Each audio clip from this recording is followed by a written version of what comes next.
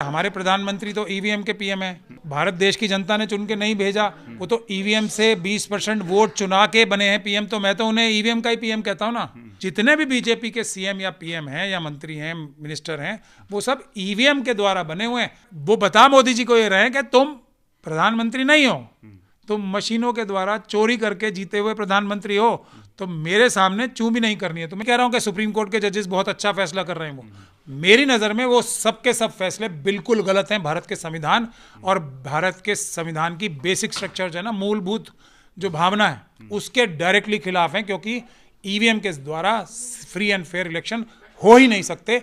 मुझे नहीं लगता कि किसी भी सुप्रीम कोर्ट के जज को ये बात नहीं समझ में आती होगी, मुझे बिल्कुल नहीं लगता। लेकिन अब फैसला है तो है कि जितनी भी हमारी ऑपोजिशन पॉलिटिकल पार्टीज हैं, उनके अंदर जो आरएसएस और बीजेपी के एजेंट और जो उनके स्लीपर सेल्स हैं, वो अपनी लीडरशिप को कब तक रोक सकते हैं हमारी बात मानने से।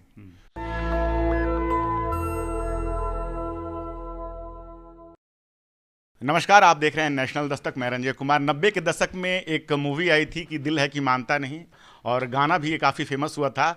लेकिन ऐसा कुछ है ईवीएम के मामले में, मोदी सरकार है कि मानती नहीं। लेकिन अब डोनाल्ड ट्रंप भी जो है इस बात को कहीं ना कहीं मान रहे हैं, क्योंकि उन्होंने कहा है कि ईवीएम से जो चुनाव होते हैं उसमें गड़बड़ी हो सकती है। इसके पहले एलन मस्क भी कह चुके हैं, कई लोग कह चुके हैं, लेकिन भारत सरकार को इस बात में मानने में बहुत सारी दिक्कतें होती हैं। इसी मुद्दे पे बातचीत करने के लिए हमारे साथ मौजूद हैं सुप्रीम कोर्ट के वरिष्ठ वकील महमूद प्राचा साहब। सर, पहले तो स्वागत है आपका चैनल पे। बहुत बहुत शुक्रिया मुझसे बात करने। सर, तो आपके साथ तो अब डोनाल्ड ट्रंप भी हैं, क्योंकि उन्होंने इस बात को, मतलब अमेरिका के राष्ट्रपति कह रहे हैं, तो बाकी कुछ कहने की ज़रूरत नहीं है।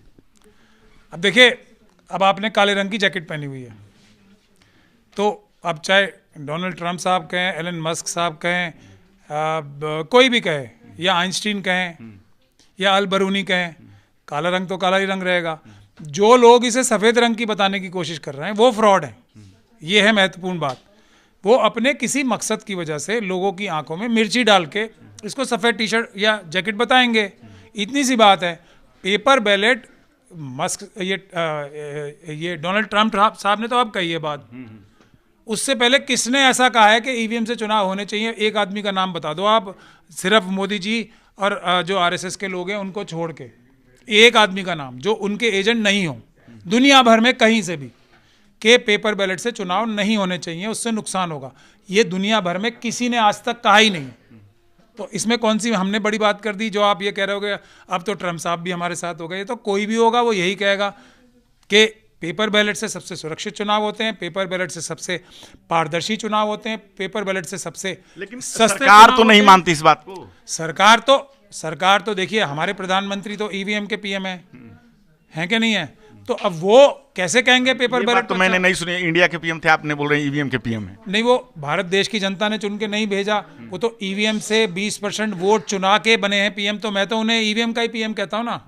फडणवीस साहब जो अपनी पहली स्पीच में मेरा नाम ले लेके पता नहीं कितनी बातें मेरे बारे में अच्छी बुरी बोलते हैं, वो भी कोई महाराष्ट्र की जनता के सीएम तो है नहीं, वो तो ईवीएम के सीएम है। तो जितने भी बीजेपी के सीएम या पीएम हैं या मंत्री हैं, मिनिस्टर हैं, वो सब ईवीएम के द्वारा बने हुए हैं। तो अब वही नहीं बोलेंगे? उनकी तो एग्जिस्टेंस ही ईवीएम के जरिए है।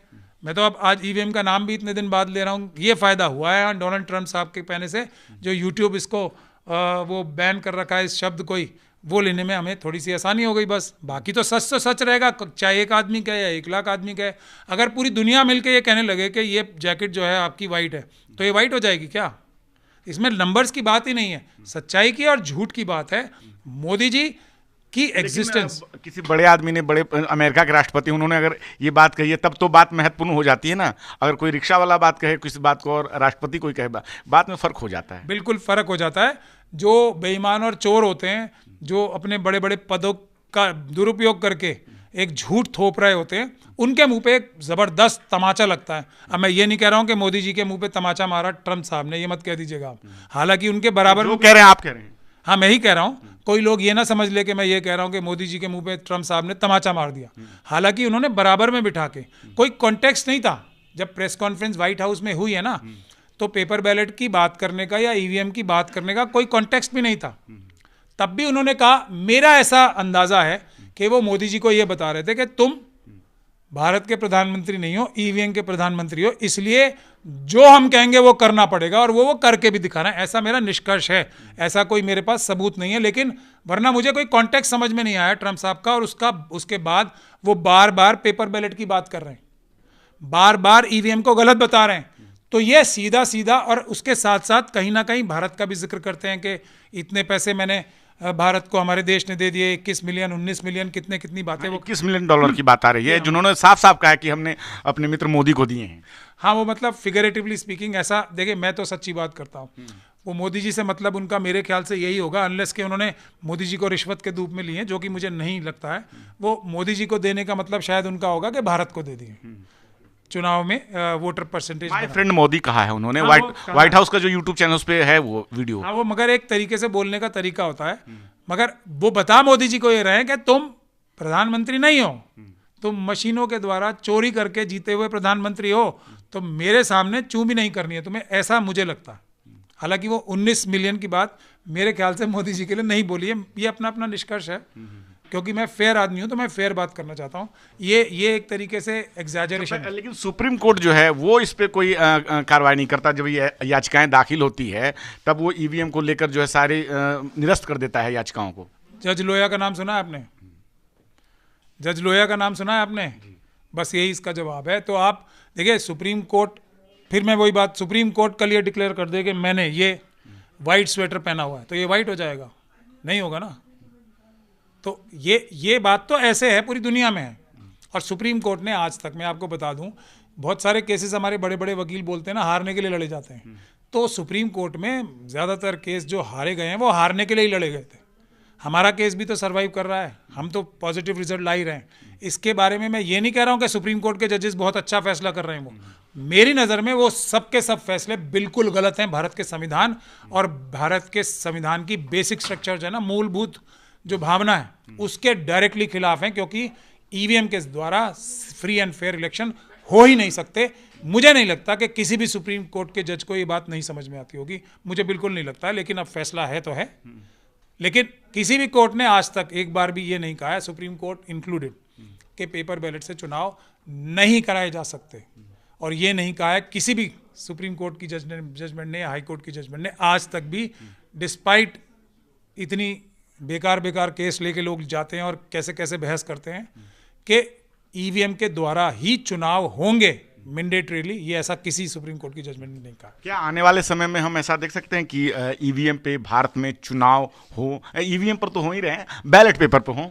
इसमें मुझे तो 1% भी शक और शुबे की गुंजाइश नहीं है। सिर्फ मैटर ऑफ टाइम है। और मैटर ऑफ टाइम ये है कि जितनी भी हमारी ऑपोजिशन पॉलिटिकल पार्टीज हैं, उनके अंदर जो आरएसएस और बीजेपी के एजेंट और जो उनके स्लीपर सेल्स हैं, वो अपनी लीडरशिप को कब तक रोक सकते हैं हमारी बात मानने से। बस इतनी बात है। बाकी मुझे 1% भी शक नहीं है। अगर ये पॉलिटिकल पार्टीज ना भी चाहेंगी तो देश की जनता, अब मैं कहीं भी बाहर जाता हूँ ना, कल मैं जैसे झांसी में था, आपने देखा वहाँ की जनता ने ईवीएम के बारे में मुझसे सवाल पूछा, जबकि मैं इतने महत्वपूर्ण विषय पे गया था। तो कैसे लोगों ने भीड़ लगा के हमें हर जगह घेर के, लोग कहते हैं कि आप ईवीएम की बात से पीछे नहीं हट जाना, आप किसी की बात नहीं सुनना, हम आपके साथ हैं, ये हमारा मुद्दा है जो आप उठा रहे हो, किसी की बात मत मानना, सब बेईमान है। जो ईवीएम की बात करता है, ये देश की जनता कहती है मुझसे, वो बेईमान है, चोर है, हमारा दुश्मन है। ये ऐसा नहीं है कि ये बात राहुल जी नहीं समझते, लेकिन अब एक फिर कमेटी बना दी। क्या कांग्रेस पूरा जोर नहीं लगाना चाहती? क्या वो ईवीएम को हटाने का सिर्फ एक जो है नाटक करी, ऐसा कुछ है? नहीं, कांग्रेस के लिए नहीं कहूँगा मैं। कांग्रेस के अंदर जो स्लीपर सेल्स हैं, वो किसी भी हालत में, किसी भी कीमत पे, उनकी सुपारी या उनका मैंडेट ही है कि दुनिया में कोई भी बात कर लो आप, यहाँ तक कि अगर ज़रूरत पड़े तो हमें 2-4 शब्द भी बुरे बोल लो। जब भी जो बहुत सारे आपको जो स्पोक्स पर्सन नज़र आते हैं ना, कुर्ता उड़ता कलफ का पहन के, मोदी जी को बड़ा सख्त लफ्ज़ बोलते हुए, वो उनकी इजाज़त से बोलते हैं कि बस ईवीएम से ध्यान अंदर खाने में सब मिली भगत है। नहीं, वो उनको इसलिए इजाज़त, खास तौर पे इजाज़त मिली हुई है कि ईवीएम से बाहर हटा दो, बस तुम हमें गाली दे लो, 21 मिलियन खा गए, 19 मिलियन खा गए, ये वोटर लिस्ट में गड़बड़ी कर दी हमने, कुछ भी बोल लो, पैसे दे दिए, प्रवेश वर्मा के जरिए ये कर दिया हमने, ये कर ली, चोरी कर ली, डकैती कर ली, अडानी को दे दिए, ईवीएम से हमें बचा लो। तो ये जो बोलते हैं ना, ये नूरा कुश्ती में बोल रहे हैं, ये इतने हिम्मती लोग नहीं हैं। जो बहुत बड़ी बड़ी बातें करते हैं ना मोदी जी और अमित शाह जी के बारे में, उनकी हिम्मत कितनी है वो मुझे पता है, मैं पर्सनली भी जानता हूं उन सबको। तो वो सब मिली भगत से उनकी स्टेटमेंट्स हैं ऐसी। और ईगल ग्रुप जो बना है ये लेटेस्ट है, हम लोगों की पेपर बैलेट की मुहिम को रोकने के लिए एक ईगल ग्रुप बन गया है, जो मेरे ख्याल से पूरी ताकत से इस काम पे जुटा हुआ है कि किसी भी प्रकार से ईवीएम की तरफ से राहुल गांधी जी का, प्रियंका गांधी जी का और खड़गे जी का ध्यान हटा लिया जाए। ये सब करोड़ों रुपए भी पार्टी के ले रहे होंगे और गलत रास्ते पे लीडरशिप को ले जा रहे हैं। लेकिन कितने दिन तक?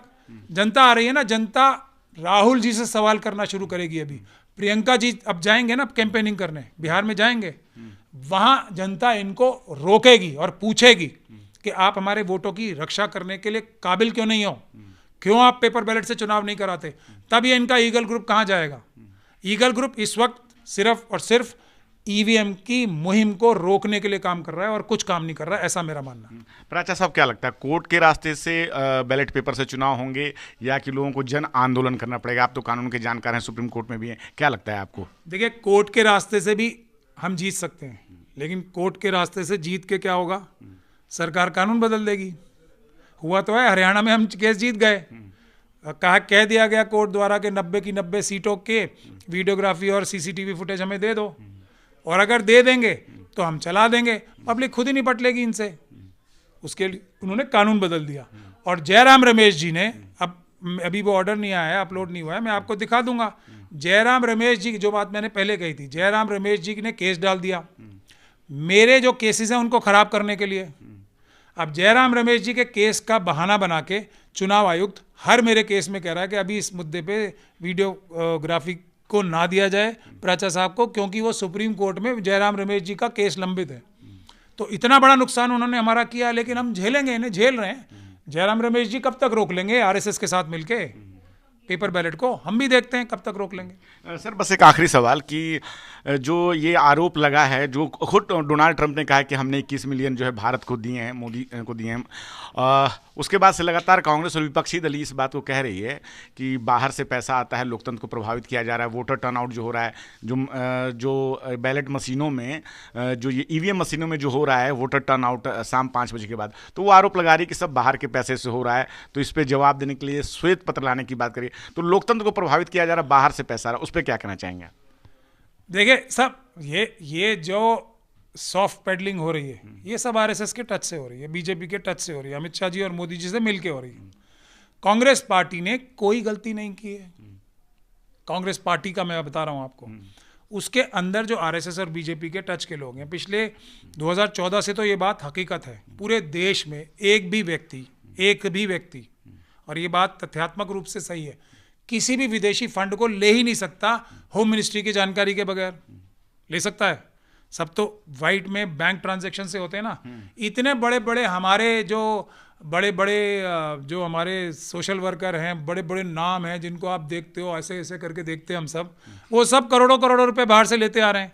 सब अमित शाह जी को रोज शाम को खबर जाती है, जितने 50-50, 60-60 करोड़ तो केसेस फाइल करने के लिए जा रहे हैं हर साल। ऐसे बहुत सारे एनजीओज हैं हमारे। तो मोदी जी ने क्या किया है, उनको क्या बोला है, तुम सब कुछ भी कर लो, लेकिन ईवीएम के लिए केसेस हारने के लिए डालने हैं, तो वो हारने के लिए डाल रहे हैं। अब तो सबके कच्चे चिट्टे खुल रहे हैं ना। एक का नाम मैं उनमें से भी ले रहा हूं, योगेंद्र यादव आरएसएस के एजेंट हैं डायरेक्ट, ईवीएम की लड़ाई को डाइल्यूट करने के लिए वो फ्रंट एंडिंग कर रहे हैं। उनके पीछे और उनके बहुत सारे दोस्त हैं, धीरे धीरे करके सिर्फ पॉलिटिकल पार्टी के अंदर तो नहीं, सबको एक्सपोज करेंगे। कुरैशी साहब एक और हैं, अब उनका नाम तो आ ही गया खुल के, तो मैं ले लूँ, वो भी आरएसएस के एजेंट हैं। आप जिसमें दम है, जो मेरी बात को झुटलाना चाहता है, आपके चैनल पे आके लाइव डिबेट कर ले, मैं सबके सबूत दे दूंगा, लॉजिक ही दे दूंगा कि किस तरीके से ये लोग शामिल हैं। पैसा इंपॉर्टेंट है ही नहीं। नरेंद्र मोदी जी थोड़ा देखिए, 90% देश में पैसा, पूरी जिम्मेदारी के साथ बोल रहा हूं, और 2014 के बाद तो 99% पैसा जो देश में आ रहा है वो आरएसएस की एजेंसीज ला रही है। जितनी एनजीओज हैं उनके, जितने उनके सिस्टर ऑर्गेनाइजेशंस हैं, 99%। तो सब कुछ सरकार की जानकारी में है, पैसा अगर आया है तो उन्हें पता है। हाँ, पता है। तो और कांग्रेस पार्टी को पैसा इस्तेमाल करने देगा कोई 2014 के बाद? किसी, उनके तो बैंक अकाउंट सीज कर लिए, तो कांग्रेस पार्टी नहीं कर रही है। उसके अंदर जो स्लीपर सेल्स हैं उनको पैसे आ रहे हैं। अभी एक शशि थरूर जी एक और नए वाले हैं, वो भी कौन है? ये सब लोग रैकेटियर्स हैं। आप भले ही एमपी बना दें, धोखाधड़ी करके टिकट ले लें, वर्कर्स का हक मार के टिकट ले लें। कौन शशि थरूर, बताओ मुझे आप। कांग्रेस नेता है, मैं तो यही जान। अरे नेता है इसलिए जान रहे हो ना आप, वैसे कौन है वो, क्या है, अभी क्या कर रहे होते? एट बेस्ट वो किसी छोटी यूनिवर्सिटी में पढ़ाई तो रहे होते लेक्चरर, और वो भी काम वो बेईमानी से कर रहे थे, ईमानदारी से तो कर नहीं रहे थे। उनकी आपने देखी नहीं है क्या गतिविधियां होती हैं। एक दिन सुबह से लेकर शाम तक उनके साथ घूम लो, उनको तो घर में ना घुसने दे कोई अपने, इस प्रकार का उनका कैरेक्टर है। और वो आदमी कह रहा है कि मैं नेता हूं, तो ये किसकी गलती है? ये कांग्रेस के अंदर स्लीपर सेल्स की गलती है। अब क्या है कि वेणुगोपाल जी ने और जयराम रमेश जी ने शशि थरूर जी से बगावत कराई है इस टाइम, क्योंकि उनके ऊपर जो हमला हो रहा है जनता और वर्कर्स की तरफ से, उसका डाइवर्ट कर सके शशि थरूर जी पे। हैं ये सारे के सारे एक ही, इसमें कोई शक नहीं। अभी बहुत सारे नाम सामने आएंगे, लेकिन बुनियादी बात यही है कि अगर कांग्रेस पार्टी की लीडरशिप चाहे तो उसको एक मजबूत आंदोलन इस पे भी छेड़ना चाहिए कि कराओ, एफआईआर दर्ज कराओ।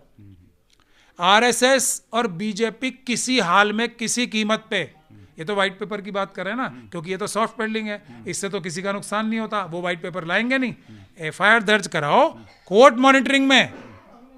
कांग्रेस पार्टी के ना, हमने हमारे लोगों ने पैसे लिए ना, हम ही पिटीशन डाल रहे हैं, जयराम रमेश जी डाले ना, मेरी तो पिटीशन को नुकसान करने के लिए डाल दी, अब डालें पिटीशन, कराओ।